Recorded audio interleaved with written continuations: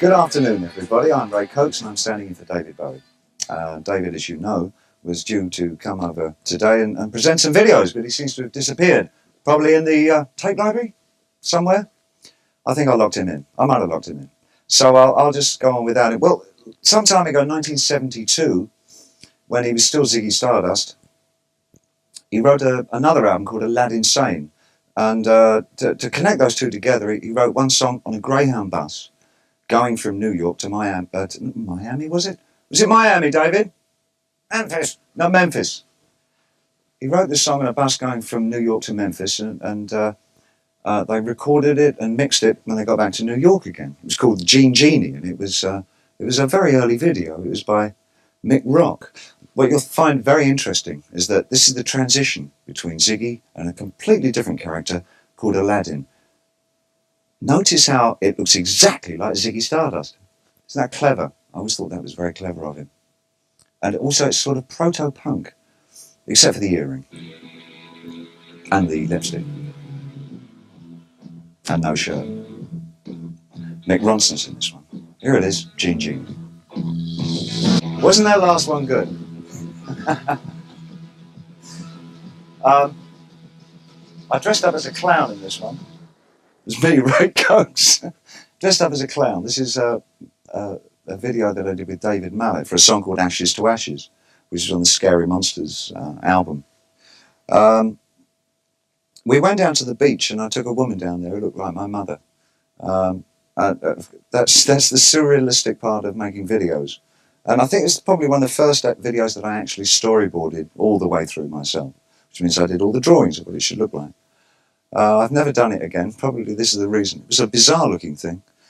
But the clown costume was based on a commedia dell'arte figure, Piero, of Italian comedy, Renaissance comedy. God, it's educational. And that's about a minute's worth, isn't it? No, only Ray told me that I had to talk for a minute. So this is Ashes to Ashes. That was me talking backwards. Wasn't that a good one? The next video is called Wild as the Wind. During the mid-70s, I got to know Nina Simone. I've got incredible respect for her as an artist and a composer and a singer. And even though she didn't actually write this particular song, it's one song that that really, her performance of this song really affected me. I thought it was just tremendous. So I recorded it as an homage to Nina. And I think what we were trying to do when we were filming this was just keep in mind the jazz style of the 50s jazz programs that were on American television at that time, in the 50s. So this is the black and white video of Wild as the Wind. That was a good one, wasn't it? Have you got a good shot of these shoes? I love talking cameras. Don't you love talking cameras? Do that again. Have you got a good shot of these shoes? Yes. Red shoes featured in the next video. Why red? I don't know. I guess they must stand for some symbol of good times or something like that. But it was almost a symbol from the blues. The red shoes put on the good red shoes and cover the good times. When we got to Australia with David Mallet, we did 2 videos out there, one of which was Let's Dance, featuring the red shoes. And for the first time, I wanted to try and do something a little more telling with this particular video. And one of the things that struck me, unfortunately, about the situation in Australia was the inequality between the Aborigines and the rest of the population. So I rather awkwardly tried to make a point with this particular video around that subject matter and take it for what it is, but it was an attempt at observation of some social nature. This is called Let's Dance. The next video, China Girl, tended to upset the tabloid press at the time. I think because I had my clothes off, it's enough to frighten anybody, I suppose. However, my companion in the video, Ji-Ling, certainly didn't frighten anybody. Wonderful, beautiful, attractive girl. Now, why did I make that the way that I made it? Because it's a great shot. It's a great shot. This was really sort of a vignette of my continuing fascination with all things Asian. And one thing that I was surprised by when I was in Australia was the large Chinese population. It's a very large Chinese community. So I based this whole piece of work around that particular community. And this was the resultant. Guess where the twirling scene came from, the kiss? And then please send me the answer, because I can't remember. Around 1985, Julian Temple and I had the idea of getting a little more experimental with video and extending it and trying to change the format of video television. Utterly impossible thing to do. But this was played a few times in its full length of 20 minutes. The idea was to develop a one-act play which concluded with a musical finale. And we got in a very bright scriptwriter, playwright actually, called Terry Johnson, popular young lad around town. And he wrote this piece for this doppelganger piece of the vain rock star, have you ever heard such a thing, and the rather dumb hustler. And we put this piece together. It's still quite interesting, and one day I'll show you the complete thing. But this is just the musical section from it. This is the song, and it's called Blue Jeans. About 6 years ago, I had an album called Never Let Me Down. This is the title track from that particular piece. When I performed it on stage, I did it in bondage. Isn't that interesting?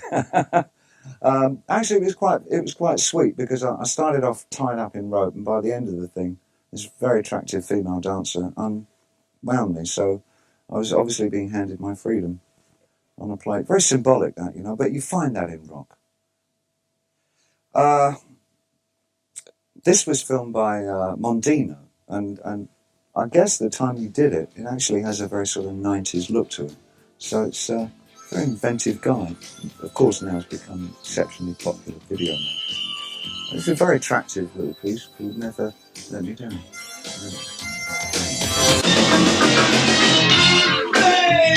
Hi, this is David Bowie, and I've been very generously afforded the opportunity to present my work to you this very weekend. So I hope that you will continue to watch while we explore the wonderful world of David Bowie. This weekend, only on MTV. I think I was probably writing in, for me, a new way, because I was writing a lot of songs that had vaguely social implications. I guess I'd been living in America for quite some time before then, and I really wanted to put down what I was seeing. And a lot of the lyrics really, to my mind, give me an impression of how I was writing lyrically when I was working with Tin Machine. But this was way a bit earlier, as I say. This was in '87. And one of the songs, Day In, Day Out, opened up that particular album, Never Let Me Down. And the video was done by Julian Temple. And I think Julian was really pulled some things out of the hat for this one. And at its time, it was seen as a very strong piece of work. In fact, I think it got banned in a couple of countries because of the police and violence scenes. See what you think of it. I think, because I find interesting about it, a lot of the things that Julian concocted for this one are still being used in videos today. So it's quite an interesting video, really. It's called Day In, Day Out. This song was very confusing to a lot of people. It's called Loving the Alien, and I think it was basically taken to be another sort of space song. But in fact, what I was trying to do was set up some line of thought that surrounded the possibility of harmony between Islam and Christian peoples. Little did I know, one day I'd marry a Muslim. This must have been prophetic, right? Of course. I like the video for this one a lot. Again, this one is with David Mallet. I think it's very appealing. It's got some scenes in it that I like a lot. See what you think of it. Loving that. Here's the new video. Thanks a lot. Bye-bye. No, that was mean of me, wasn't it? It was very short shrift. I'll turn the chair around, get it more interesting looking. Is this how Ray would do it? Write and tell me in 10 words or less if this is how Ray would do it, and if not, how. This is the first single from my new album, Black Tie, White Noise, and it's called Jump, they say. Difficult subject for me to write about initially because it deals with my stepbrother and his suicide. And it's not a song so much about him, but it's about in terms of reference of how I feel about myself, my relationship with my brother. I was totally lost as to how to portray this completely, so I turned it over to a director, an American director, a young guy called Mark Romanek, who I find very skilled. He's about 7 years old and full of ideas, and has obviously been to film school because he kept showing me films by Jacques Tati, which became one of the looks of this particular video. It has an almost Stanley Kubrick feel about it. Very well made, and it's in letterbox, so you can draw on the top of the bottom. You won't dialogue. Here it is, it's called Jump. Were you sitting comfortably? Good. Then we'll come to an end. Well, I thoroughly enjoyed myself today for filling in for possibly Ray. I don't know if it was Ray. And I hope to see you all once again another day in another place. So, till the same time, next time, this is David Bowie saying, oh, bye-bye.